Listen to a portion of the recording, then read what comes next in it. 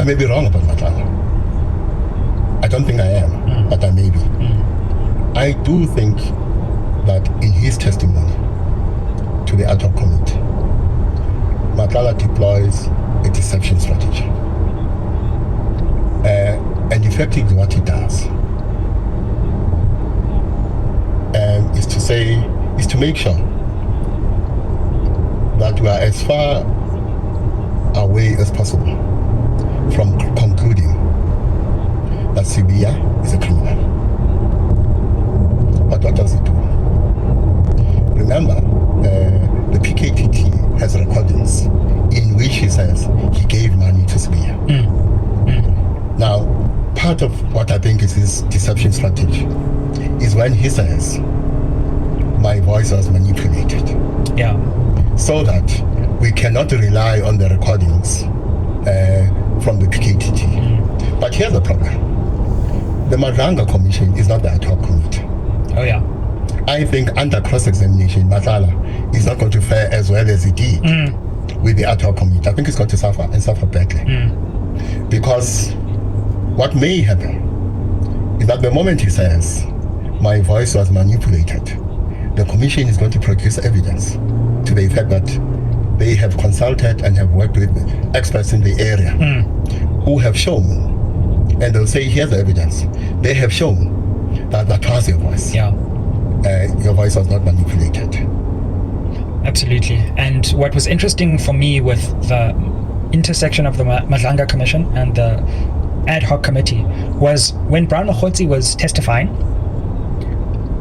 Advocate Chaskelson said, we have chats between you and Morgan Maumera. Yes. Cyril Ramaphosa's nephew. Yes.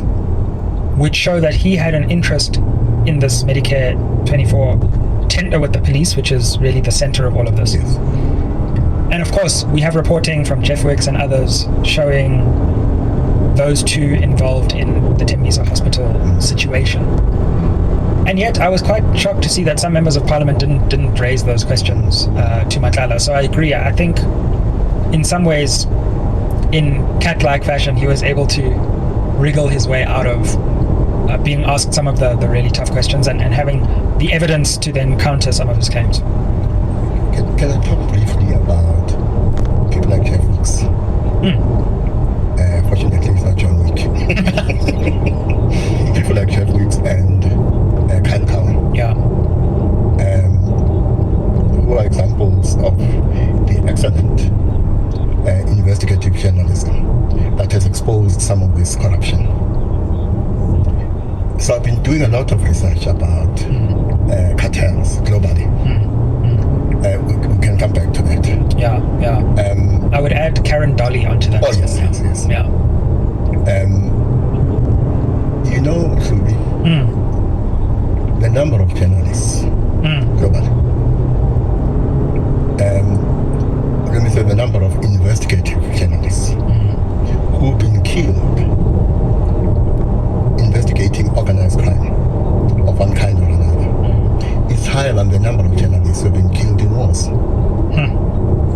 Now, of course, it shows you that if you look at this from the perspective of the cartels, the work that is being done by people like Jeff Wicks is impactful because it exposes these links between cartels and politics, for instance. Between cartels and the criminal justice system as a whole. And therefore, we should regard investigative journalists who are doing this work as national treasures and do everything possible to make sure that we are secure, they are protected. Because as I say, the number of journalists globally who have died investigating organized crime is higher than the number of journalists who have been killed in wars. Yeah, absolutely. And Kat Matlala and Morgan Maumela, for me, that was a moment that I don't think a lot of people fully appreciated when Chaskelson said, Mr. Mokhotsi, we've got evidence of conversations between Maumela and Matlala. And this now then draws the link between Maumela and Matlala much more clearly. The only other link we had before was that Becky Tlele and Matlala met at Maumela's Zimbali residence, Yes. purportedly. Or he gave them a code to get into Zimbali. Yes. So yes, this is quite interesting because I'm really keen to know what the link is and what those messages reveal, and I suspect we'll get that late this year, early next year. Well, those of us who are members of the SMWX cartel are not surprised. Mm-hmm. Yeah. Because remember, we're still trying to draw the organogram, because the organogram is incomplete. Yeah. So I suspect we can start penciling in Maumela when we look at the Big Five cartel. The question I've been asking myself is this: the Big Five? Yeah. Are these the 5 top criminals in the country? Or the Big Five, as Komalo suggests, refers to the top 5 members, the leadership structure of the cartel. Remember some years ago, former President Thabo Mbeki, delivering a State of the Nation address, says, we are investigating the top 200 criminals in the country. Now, I don't know what happened to that work, because we never got a report. But when I look at when President Thabo Mbeki made one speech, the Maumelas, the Matlalas represent a generation younger than those who were part of the 200, or to the extent that part of the 200 top criminals of that time may still be alive. They are now older. And we are transitioning from them to the current generation of Matlala and Maumela and Katiso Mulevu. That's what could be happening at the moment. Yeah. But let me tell you what worries me. Or another thing that worries me. So we've been listening to what is being said at the Ad hoc Committee and Matlala Commission. And the picture that is emerging is that the cartels have captured senior subs officers. They've captured the generals. They've captured members of the NPA. They have captured members of the judiciary. And having said that, I think it's going to be very difficult to prove that Judge Libaba got 2.5 million rand. If that can be proved, I think the country will be shocked. Yeah. Because we believe, as a country, that the judiciary is the last line of defense. And we believe the judiciary is incorruptible. Now, but remember what I've said before, that it is my belief that the judiciary is independent, but it is not my belief that all judges are independent. It is therefore not my belief that all judges are incorruptible, as we saw last week in the case of Judge Pathan. So here's what worries me. We are focusing on the relationship between cartels and senior subs officers. Yeah. Whereas most South Africans who experience the corruption of the police do so at the level of the police station. In other words, most South Africans experience the link between syndicates and police officers at the level of the police station, to the extent that at local level, criminal syndicates have captured police stations. So we need to distinguish between the two. Yeah. The capture of a police general or a commissioner and so on, the senior people in the police service.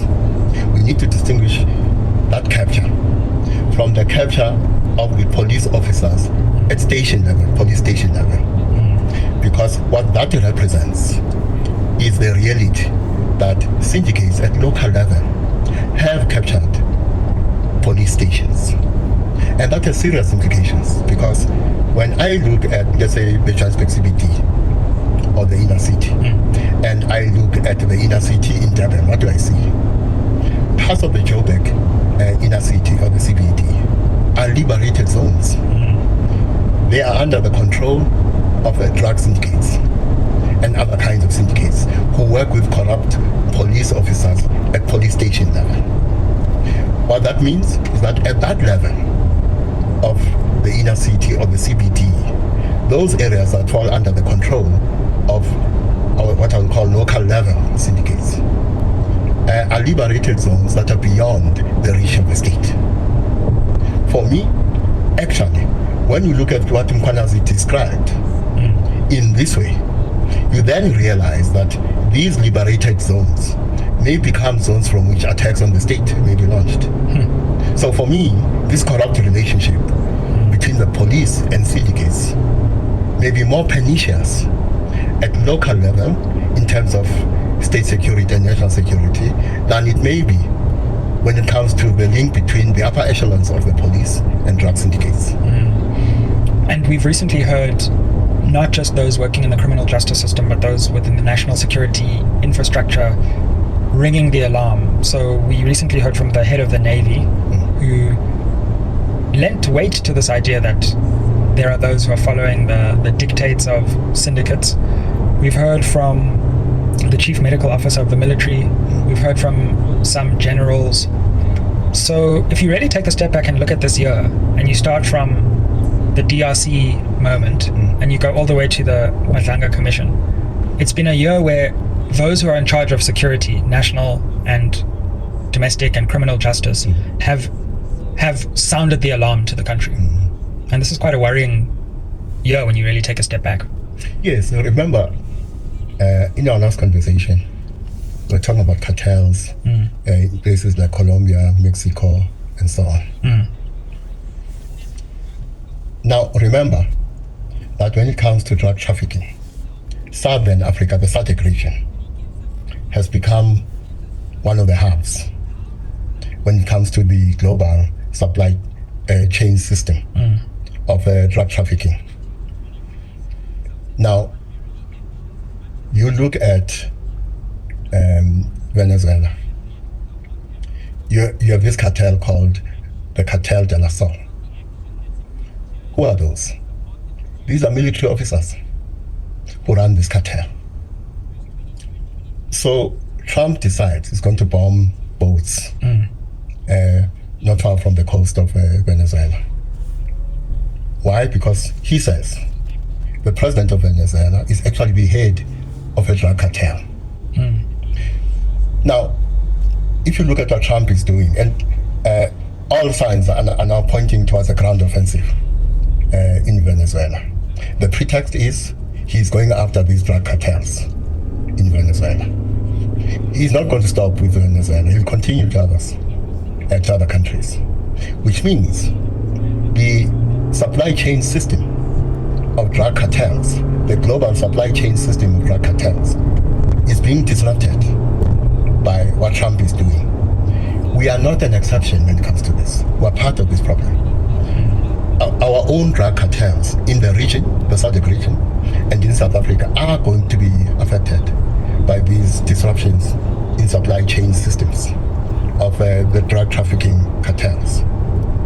So the link between South Africa and its cartels, SADC and its cartels, and what is happening in places like South America, and how cartels in South America are being disrupted by Trump, is going to have an effect, because it means our cartels must start thinking about a different distribution system.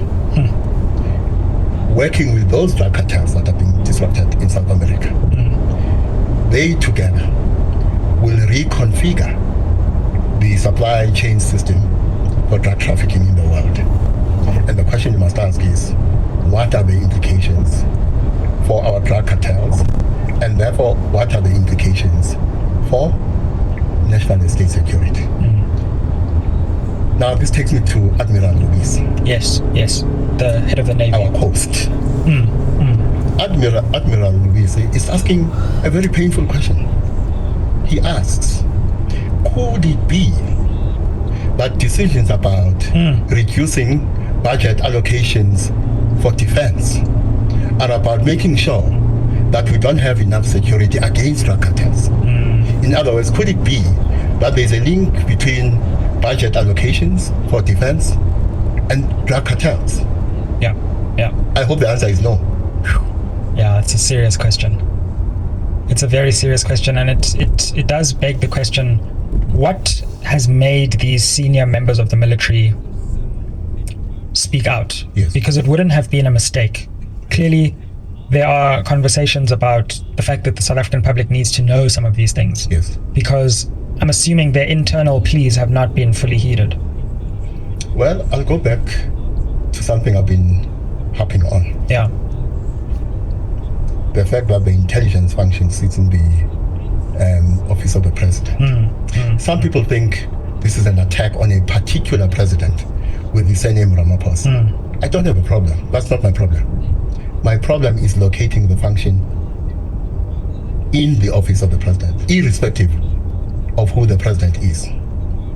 Now, we come from a time when some people in the intelligence environment talking about a certain former president of the country used to argue that the problem with the president is that he does not rely on state intelligence services. He has created private intelligence capacity.